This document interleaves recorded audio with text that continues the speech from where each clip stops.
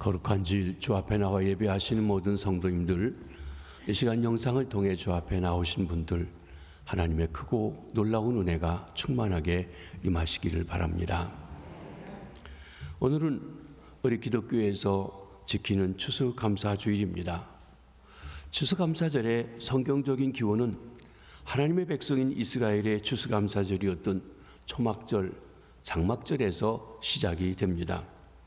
하나님께서는 많은 사람들 중에 뽑아 구원하여 선민으로 삼아주신 이스라엘 백성들에게 1년에 3번 반드시 지킬 절기에 대해서 말씀하고 계십니다. 신명기 16장 16절의 말씀입니다. 너의 가운데 모든 남자는 1년에 3번 곧 무교절과 칠칠절과 초막절에 내 하나님 여호와께서 택하신 곳에서 여호와를 배웁되 빈서로 여호와를 배웁지 말고.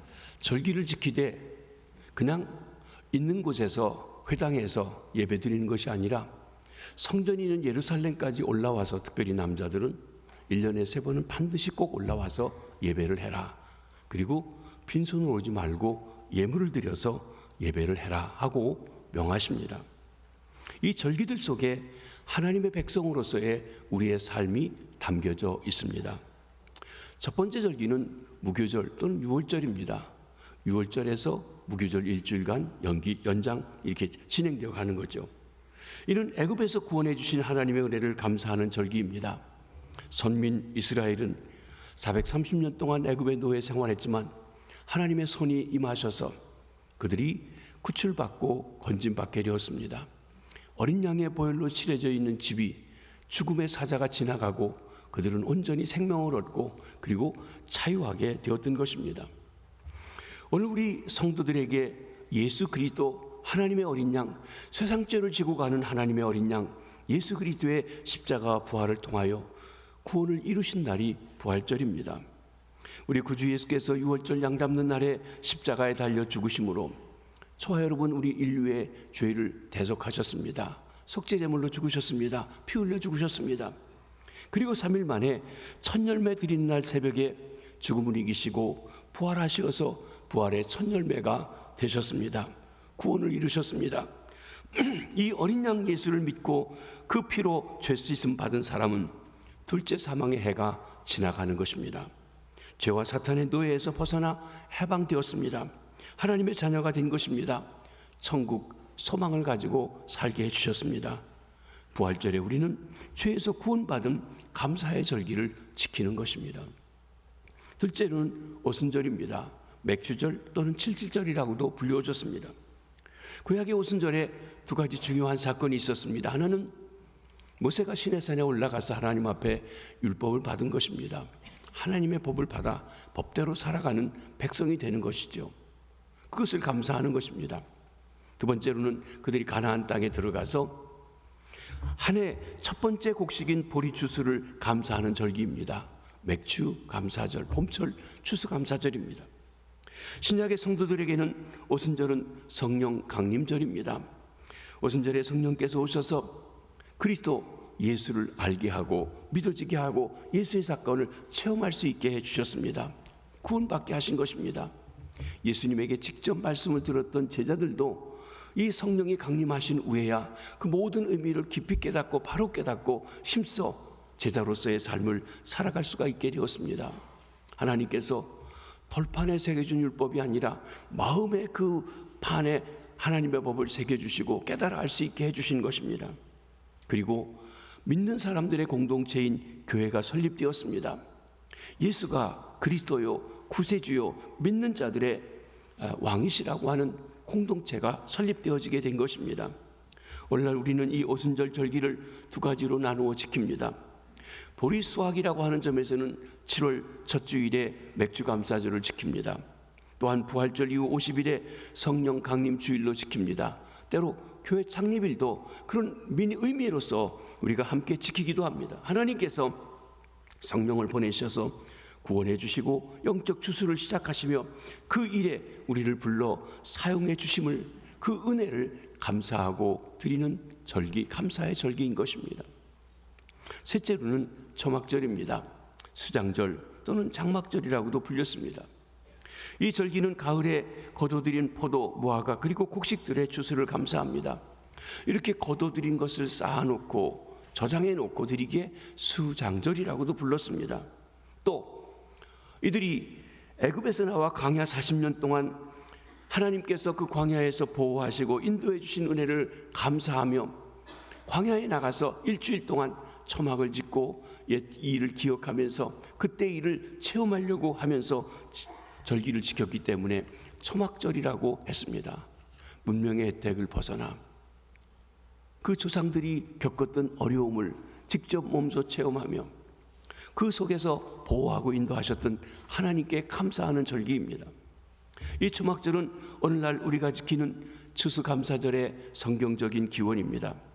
이처럼 하나님께서 선민 택함받은 백성들에게 연초에서 연말까지 한 해 3번을 반드시 꼭 지키라고 명한 절기가 모두 감사절입니다. 이는 매우 뜻깊은 교훈을 보여줍니다.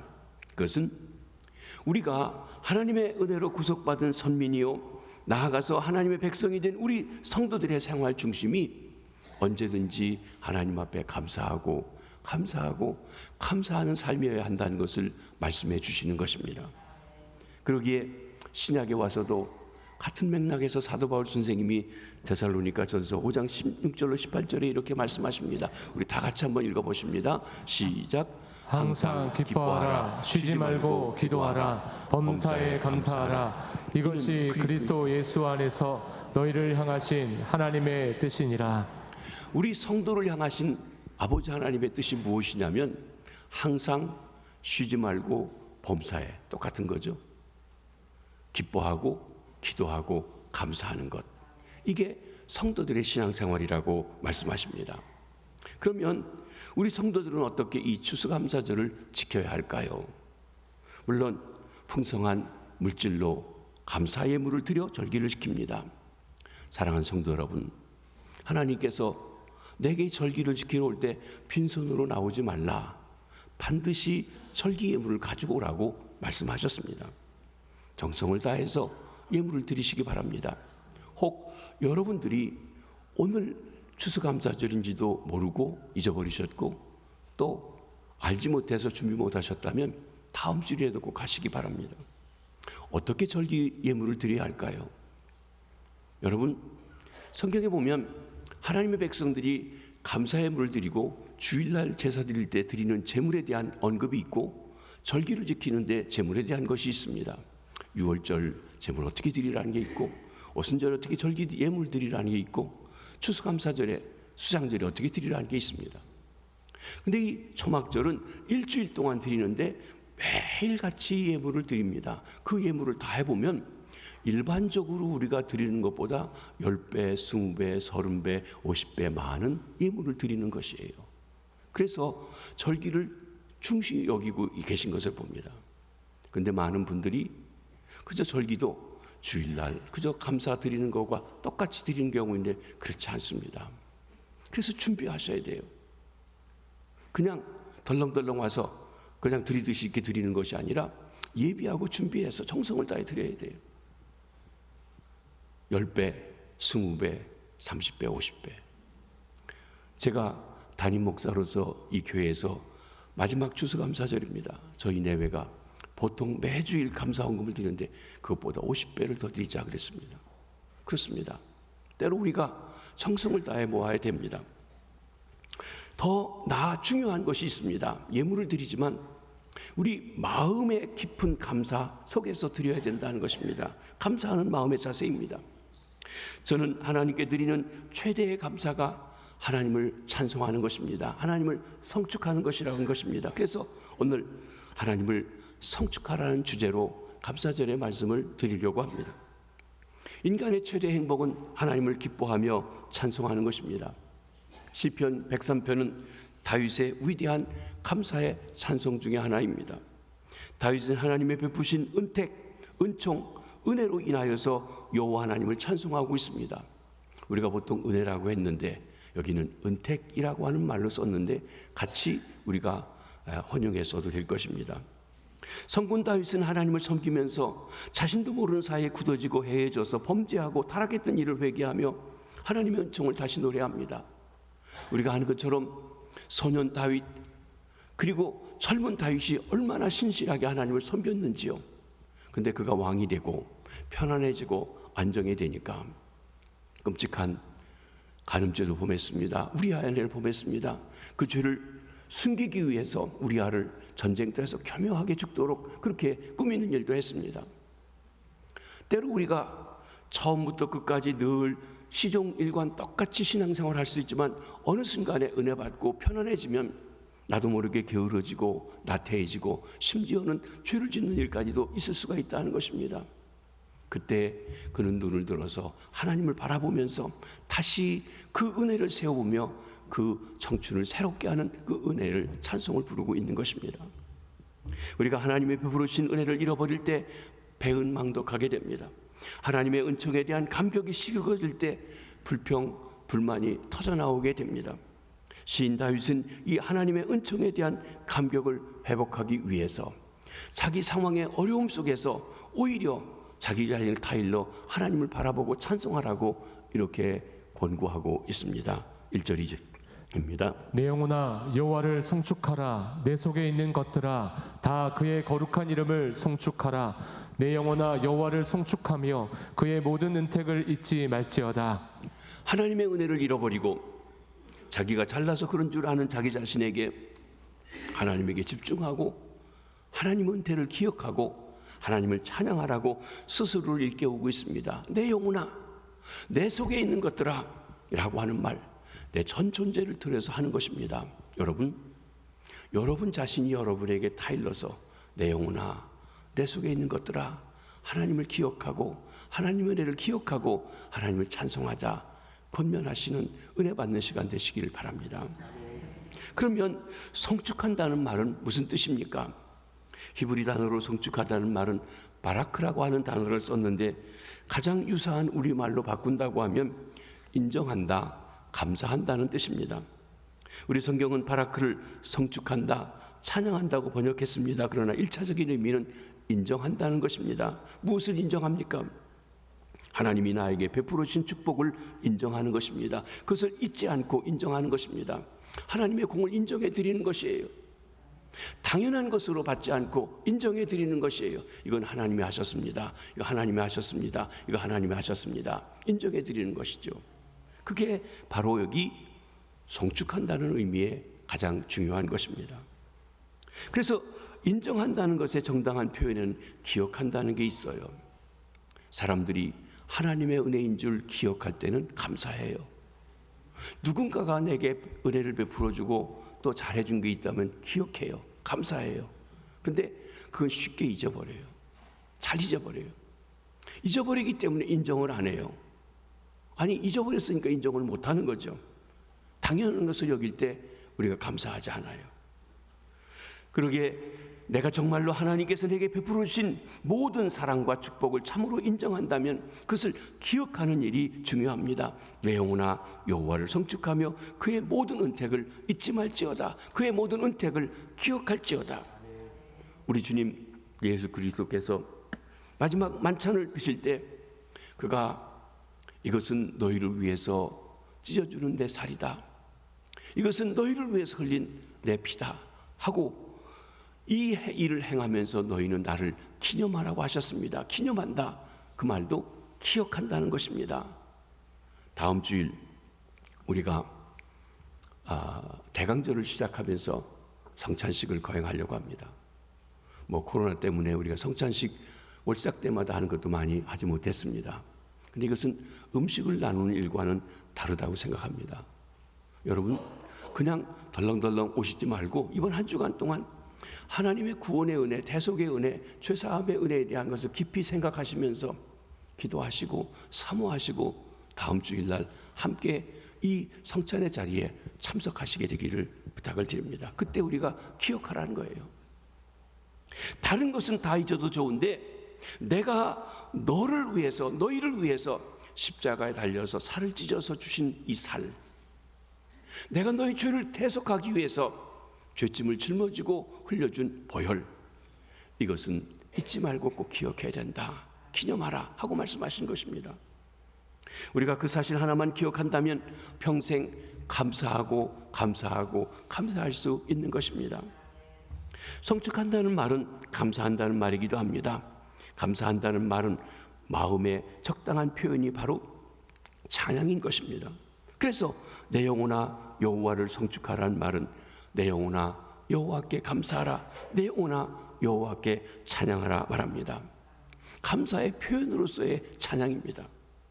찬송의 본질은 감사입니다. 그러기에 하나님을 성축하라는 이 말은 하나님이 베푸신 은혜를 기억하며 하나님께 감사하고 그 감사가 찬송으로 표현되게 하신 것입니다. 그러면 누가 하나님을 성축해야 할까요? 예, 찬양대가 다 해주겠죠. 그게 아닙니다. 여기 먼저 뭐라고 했습니까? 내가 라고 하는 단어가 1절로 5절까지 해서 많이 나오고 있습니다. 누가 성축해야 되는가에 대한 대답에서 내가 성축해야 된다는 것입니다. 시편 기자는 하나님을 향하여 찬양하고 감사하도록 스스로를 권면하며 말합니다. 내 영혼아 여호와를 성축하라. 내 속에 있는 것들아 그 은택을 잊지 말고 찬송할지어라. 사랑하는 성도 여러분, 하나님의 은혜를 세우며 감사하고 찬송하시는 감사의 절기가 되시기를 바랍니다. 아멘. 6절로 18절까지는 인칭대명사가 나에서 우리로 바뀌어져서 나오고 있습니다. 10절에 보면 우리 주를 따라 우리를 처벌하지 아니하시며, 10절에 보면 우리 주를 따라 우리에게 그대로 갚지 아니하셨으니, 또 14절에 보면 우리 체질을 아시며 우리가 단지 먼지일 뿐을 아신다고, 기억하신다고 말씀하십니다. 여기 우리 누구입니까? 한 사람 한 사람 하나님과 바른 관계를 가진 사람들의 공동체가 우리입니다. 그러니까 하나님의 언약 백성, 언약의 공동체인 우리가 하나님을 찬양합니다. 구약에는 이스라엘 백성이었다면 오늘 우리 신약에서는 예수 그리스도를 믿는 하나님의 백성들, 교회가, 온 성도들이 함께 주님을 기뻐하고 찬송하고 그리고 감사해야 하는 것을 말씀해 주는 것입니다. 마땅한 것이라고 했어요. 그리고 한 그룹의 찬양이 더 있습니다. 그것은 천사들의 찬양입니다. 19절로 20절 말씀을 보십니다. 여호와께서 그의 보좌를 하늘에 세우시고 그의 왕권으로 만유를 다스리시는 도다. 능력이 있어 여호와의 말씀을 행하며 그의 말씀의 소리를 듣는 여호와의 천사들이여 여호와를 송축하라. 우리가 눈에 보이지 않지만 성경을 통해 계속 언급되어지는 건 하늘의 보좌가 있고 하나님이 온 우주 만물의 왕으로 통치하십니다. 그 하나님의 보좌의 전후좌우에서 그 하나님의 보좌를 보호하며 그리고 섬기는 이들이 있는데 그들이 천사들입니다. 천사들이 해야 될 가장 중요한 일 중에 한 가지가 하나님을 찬송하는 것이라는 것입니다. 이사야서 6장에 보면 우시야 왕이 죽던에 이사야 선지자는 성전에 들어갑니다. 국가의 왕이었던, 큰 업적을 남겼던 우시야 왕. 그런데 그가 어느 순간 부유해지고 튼튼해지고 힘이 막강해질 때 하나님께서 정하시지 않은 제사를 스스로 드리겠다고 하다가 제사장의 만류에도 불구하고 하다가 하나님이 치시니까 이마에 문둥병이 나서 뒷방에 있다가 죽었습니다. 이 왕이 죽었을 때 우리가 이 나라가 어떻게 될 것인가 하는 염려를 하는데 하나님 환상을 보여주시면서 그 왕이 모든 나라를 다스린 것이 아니라 진정한 보좌인 하나님의 보좌, 하나님의 왕권을 보여주시며 그룹 천사들이 하나님을 찬송하는 소리를 들었습니다. 그룹 천사가 6날개를 가지고 있는데 2날개로 입을 가리고 그리고 2날개로 발을 가리고 2날개를 가지고 나르면서 거룩하다, 거룩하다, 거룩하다 찬송하는 것을 들었습니다. 그렇습니다. 우리 모든 것이 인간들이 하는 것 같이 보이지만 그러나 하나님이 진정한 왕이시고 주권자인 것을 말씀하십니다. 거기 찬송하는 그룹 천사들의 찬양을 보고 있습니다. 하나님을 찬송하는 세 가지 존재의 공통적인 것이 있는데 찬양하는 사람들이 누구입니까? 성축하는 사람들이 누구입니까? 인격적인 존재만이 찬양할 수 있습니다. 인격적인 존재만이 감사할 수 있습니다. 인격적인 존재라고 하는 말은 우리 같은 사람의 형상, 뼈를 갖고 살을 가졌다는 말은 아닙니다. 지식과 지성과 감정과 의지를 가진 인격적인 요소를 가졌다는 것입니다. 우리가 인격, 하나님의 형상대로 진 인격을 가졌다고 할 때 중요한 것은 지정의입니다. 천사들도 지정의를 가진 인격적인 존재들입니다. 인격적인 존재들만이 찬양할 수 있습니다. 특별히 인격적인 존재들만이 감사할 수가 있는 것입니다. 하나님을 경험한 존재만이 나가서 하나님을 찬송할 수 있습니다. 왜냐하면 성축이 하나님께 드려지는 감사 찬양이기 때문에 그렇습니다. 하나님을 모르는 사람은 성축할 수 없습니다. 하나님을 체험해보지 않은 사람은 감사드리고 감사의 물 드리는 것이 아깝고 왜 그래야 되는지 이해가 되지 않을 수 있습니다. 하나님을 경험한 존재만이 하나님의 감사를 드리고 감사 찬송을 할 수가 있습니다. 그러므로 여러분과 제가 하나님께 감사하고 찬양하는 것, 우리가 인격적인 존재라는 것을 의미합니다. 사랑하는 성도 여러분, 혹 우리가 감사가 메말랐다는 것, 혹 내가 비인격화되고 있는 것은 아닌지 돌아보시기 바랍니다. 내가 감사가 메말랐다는 것, 혹 하나님과 나 사이에 은혜가 떨어지고 나 중심이 되고 그리고 형식적인 신앙생활을 하기 때문이 아닌지 한번 돌아보시기를 바랍니다. 하나님을 경험할수록, 하나님께 가까이 나갈수록, 은혜 받을수록 감사와 찬송이 날마다 더해지는 것입니다. 여러분, 갈수록 어떤 은혜 받았던 하나님과 가까웠던 데서 떨어져 가고 늙어져 가는 것이 아니라 갈수록 더 올라가는, 갈수록 더 새로워지는, 갈수록 더 힘이 써지는 믿음의 장부들 되시길 바랍니다. 그러면 왜 하나님을 성축해야 할까요? 한마디로 주께서 나에게 베푼 그 모든 은택, 모든 은혜, 그것 때문에 그렇습니다. 2절입니다. 내 영혼아 여호와를 성축하며 그 모든 은택을 잊지 말지어다. 2절 3절에 보면 모든이란 단어가 반복해서 나옵니다. 모든 것이 은혜였어요.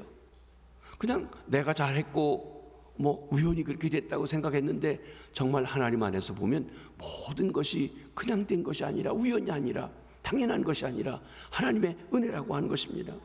그 모든 은택을 생각할 때 어찌 하나님을 찬양하지 않을 수 있겠습니까? 근데 여기 모든 은택 중에서 다윗은 6가지의 구체적인 하나님을 찬송할 이유를 말씀하고 있습니다. 이 6가지는 2가지가 한 쌍을 이루면서 세 쌍으로 되어져 있는데 모두 통사로 소개하고 있습니다. 3절에는 사하시며 용서하시며 고치신다고, 4절에서는 속량하시고 구출하시고 관을 세워주신다고, 그리고 5절에서는 만족해 하시고 새롭게 하신다고 말씀하셨습니다. 이 6가지가 특별히 하나님이 베풀어 주신 은택이며 은혜이며 우리가 하나님을 성축해야 할 이유이기도 한 것입니다. 하나하나 살펴봅니다. 첫째로 죄악을 용서해 주시기입니다. 3절 상반절입니다. 그가 내 모든 죄악을 사하시며, 여러분, 우리 사람들이 받은, 하나님께 받은 은혜 중에 가장 큰 은총은 죄사함 받은 은총인 줄 믿습니다. 인간은 죄 가운데 태어났습니다. 죄 가운데 살아갑니다. 그러기에 의인은 없나니 하나도 없다고 했습니다. 남보다 나은 사람은 있을지 모르지만 하나님의 기준에 도달할 수 있는 사람은 하나도 없습니다. 스스로 구원할 수 있는 사람이 없습니다. 그런 인간들을 하나님이 구원해 주시기 위해서 부르십니다. 독생자를 보내주셨습니다. 그리고 하나님을 찾고 나오는 사람을 누구든지 용서해 주시는 것입니다.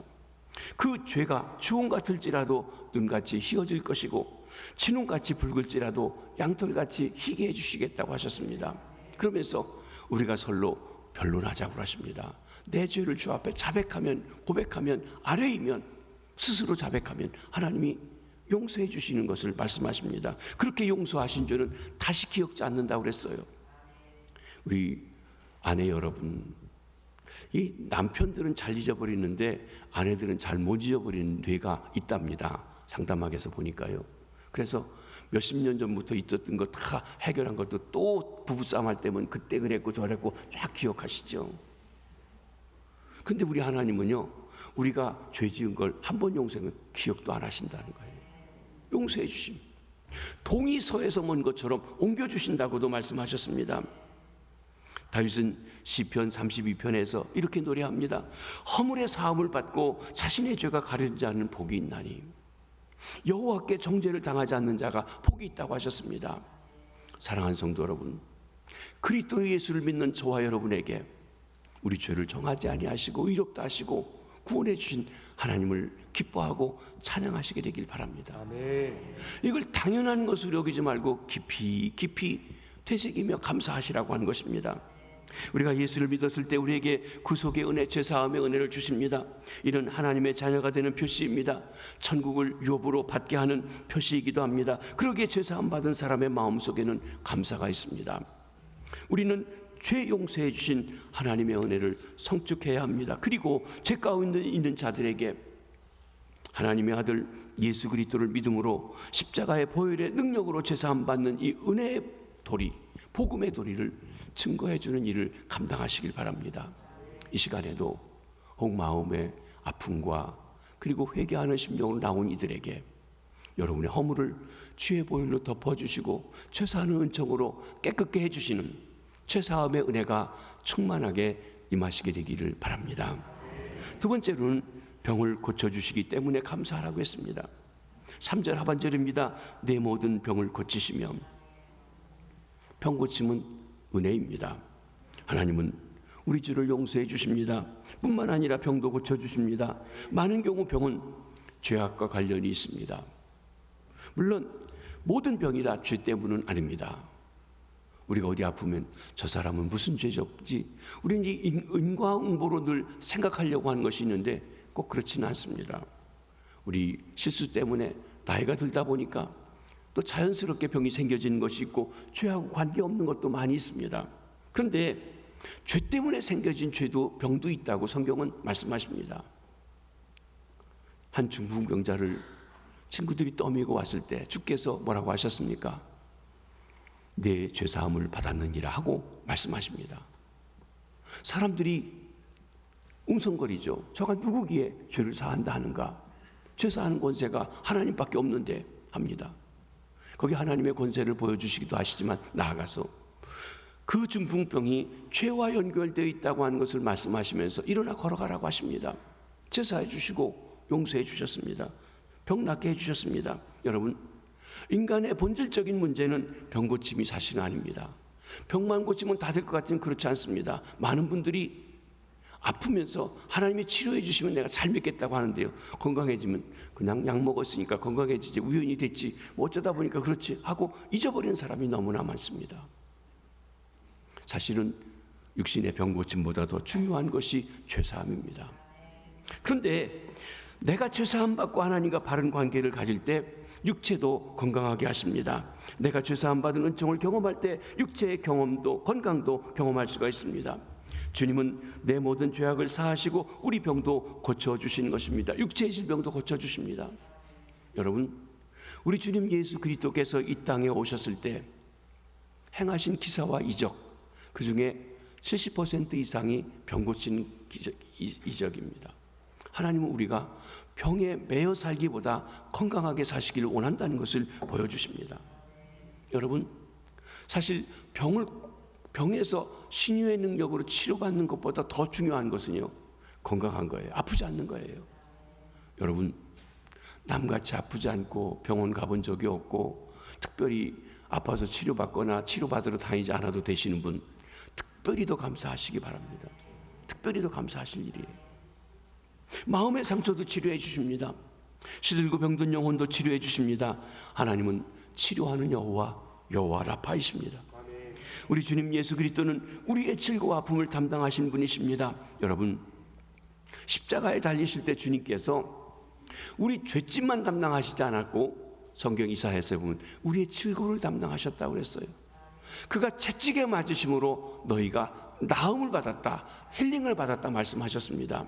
여러분, 우리가 주님 앞에 죄를 아뢰이며 용서해 주시옵소서 기도할 뿐만 아니라 주님이 나를 위해서 질고도 담당하셨으니 질병도 담당하셨으니 나음을 주옵소서, 나음을 주셨다고 했으니 그 나음으로 나를 치료해 달라고 하나님 앞에 구하시기 바랍니다. 아멘. 그렇습니다. 예수 그리스도는 질고와 아픔을 함께 담당하신 우리의 메시아이십니다. 성령님은 치료하는 광선으로 우리를 새롭게 하십니다. 우리의 병을 고치시고 건강케 하시는 하나님을 성축하시기를 바랍니다. 그리고 하나님을 믿고 의지하는 자들에게 병을 고쳐주시고 건강의 축복을 주시는 은혜가 있음을 증거하십시오. 여호와 라파, 치료하신 하나님께서 지금 이 시간에도 이 자리에 계신 여러분들에게, 또 병상에 계신 성도님들에게 치료의 은혜, 신유의 은총을 베풀어 주시기를 바랍니다. 셋째로는 생명을 파멸해서 구속해 주시기에 찬양해야 된다고 했습니다. 4절 상반절에 내 생명을 파멸해서 속량하시고, 여기 구속해 주시는데, 우리는 구속하면 항상 죄에서만 건져 주시는 걸 생각하는데, 이게 그게 아니라 파멸해서 건져 주셨다, 구덩이에서 건져 주셨다, 위기에서 건져 주셨다라고 하는 것입니다. 다윗은 수없는 위기를 겪어온 사람입니다. 아마 성경을 통해 보면 다윗과 같이 하나님을 신실하게 믿으면서도 그렇게 쫓기고 그렇게 불안하고 그렇게 죽을 위기를 넘기는 사람이 있을까 싶을 정도로 많은 위기를 겪습니다.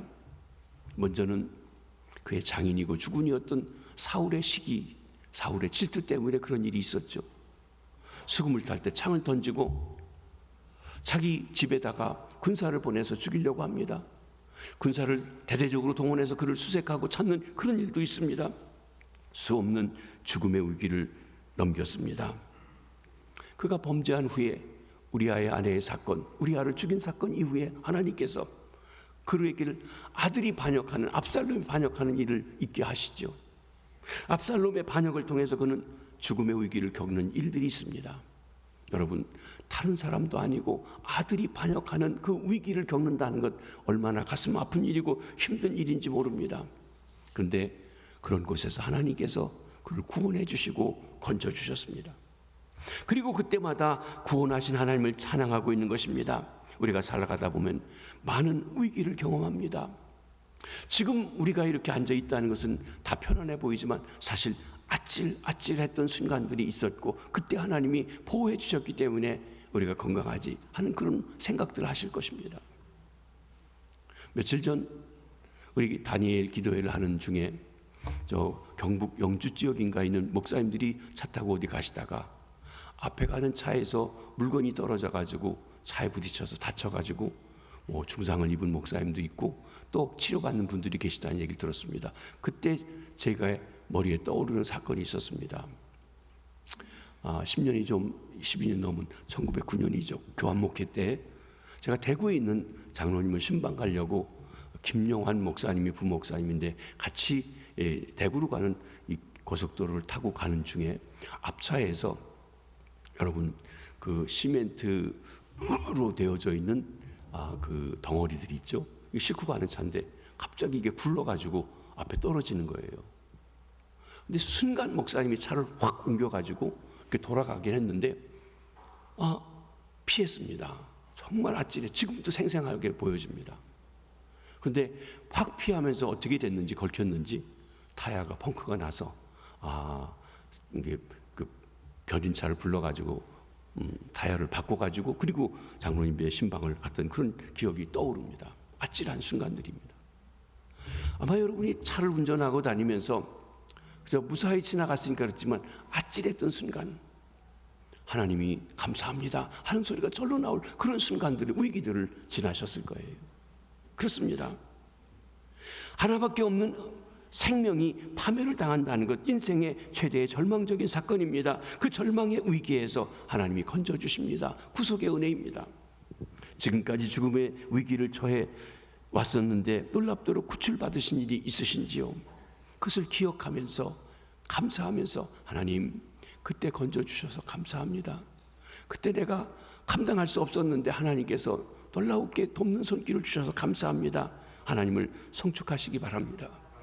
그 하나님께서 낮의 해가 너를 상하게 하지 아니하며 밤의 달도 너를 해치지 않도록 지켜주시고 보호해 주실 줄 믿습니다. 우리를 지키시는 하나님을 성축하시기 바랍니다. 그리고 감사하십시오. 넷째로는 인자와 긍휼로 관을 세워주시기에 성축하라고 했습니다. 인자와 긍휼로 관을 세우시며, 하나님은 많은 위기 때마다 우리를 구출해 주십니다. 뿐만 아니라 하나님 좀 더 구체적으로 관을 세우셨다고 했어요. 여기 관을 세운다는 말은 둘러친친다, 보호한다는 의미를 함께 포함합니다. 무엇으로 둘러친쳤다고 했습니까? 인자와 긍휼입니다. 인자. 여러분, 자주 제가 말씀드렸지만 구약 성경을 읽으면서 우리가 관심해야 될 단어 중에 하나가 인자입니다. 히브리 말로 헤세드란 말입니다. 이것은 인자하고 착하다는 말이 아니라 한 번 약속을 하면 신실하게 끝까지 지키는 거예요. 두 손 걸고 약속했는데 나 좋은 사람, 딴 사람 생겼으니 나랑 빠이하자. 그게 아니고 끝까지 약속한 것을 지키는 것이에요. 아주 신실한 사랑입니다. 한 번 약속하면 끝까지 지켜주는 것입니다. 상대방이 변심하고 갔는데도 오히려 끝까지 그를 지켜주는 것입니다. 이스라엘 백성에 대한 하나님의 사랑, 아니 저와 여러분에 대한 하나님의 사랑이 바로 그 사랑입니다. 변함없는 사랑입니다. 인자입니다. 즉 무슨 얘기입니까? 하나님의 은혜는 변치 않는 사랑 가운데서, 인자하심 가운데서 우리에게 나타났다고 했습니다. 그리고 긍휼이라고 했어요. 긍휼은 죽어마땅한 이에게 사랑을, 호의를 베풀어 주는 것이 긍휼입니다. 죄악을 따라 우리를 처치하지 아니하시고 갚지 아니하시고 불쌍히 여기사 그분의 긍휼로 우리를 둘러보호하셨다고 했어요. 여러분, 하나님께서 그때마다 죄에 대해서 심판하시고 벌 주신다고 하면 살아있을 사람이 얼마나 있을까요? 근데 하나님이 마땅히 주고 마땅하고 벌 줄 텐데 벌 주지 않고 기다려 주십니다. 불쌍히 여겨주세요. 한 번 더 기회를 주세요. 회개할 기회를 주세요. 그렇습니다. 그것 때문에 우리가 아직도 살아있습니다. 그런데 우리는 살아있는 감격을 망각할 때가 얼마나 많은지요. 병상에 있는 사람을 방문해 보면 건강이 얼마나 소중하다는 것을 그때 아십니다. 생명이 얼마나 소중하다는 걸 아십니다. 어떤 분은 얘기합니다. 단 하루만 더, 한 달만 더, 1년만 더 내 생명이 이 땅에 보장될 수 있다면 내 모든 것을 다 드리겠다고. 그렇죠. 뭐 죽으면 다 놓고 가니까 아무 의미가 없죠. 그걸 죽으래도 얼마라도 더 살고 싶은 인간의 생명에 대한 욕구를 우리가 보게 됩니다. 이런 생각을 하는 사람들이 얼마나 많은지요. 근데 주께서 그 주님의 인자와 긍휼로 나를 둘러보호하시고 많은 위기에서 나를 건져내시고 지금도 살아있다는 것, 생존에 대한 감사입니다. 살아있다는 것에 대한 감사입니다. 내가 살아있는 감격, 생명의 감격을 생각해 보시길 바랍니다. 사실 우리도 모르는 사이에 가만히 생각해 보면 지나간 동안 얼마나 많은 위기가 지나갔는데, 헌데 우리는 이것을 잃어버리고 당연한 것으로 보고, 그리고 내가 잘해서 그 일을 피해왔다고 생각합니다. 나를 파멸에서 건져주시고 그분의 인자와 긍휼로 나를 둘러 보호하시는 하나님의 은혜, 그 은혜 때문에 여기 지금 숨쉬고 살아있습니다. 그 사실을 감사하시기 바랍니다. 하나님을 성축하시는 주의 백성들 되시길 바랍니다. 다섯 번째로 좋은 것으로 소원을 만족해 하시기 때문이라고 했습니다. 5절 상반절에 좋은 것으로 내 소원을 만족하게 하사. 하나님은 그 백성들에게 좋은 것 주시기 원하십니다. 부모 여러분, 자녀들이 어떤 것을 요구할 때, 결혼할 때, 어떤 큰일이 있을 때 잘해주고 싶죠. 그들이 구하는 것보다 더 잘해주고 싶은 것이 부모의 마음 아닙니까? 제가 좋아하는 성경 구절 중에 하나가 에베소 3장 20절입니다. 우리 구하는 것이나 생각하는 것에 넘치도록 능히 하시를 우리 하나님이라고 하셨습니다. 그렇습니다. 하나님은 좋은 것으로 우리의 소원을 만족하게 하십니다. 시편에 그가 사모하는 영혼에게 만족을 주시며 줄인 영혼에게 좋은 것으로 채워주심이로다. 빌립보 2장 13절 말씀을 한번 보시겠습니다.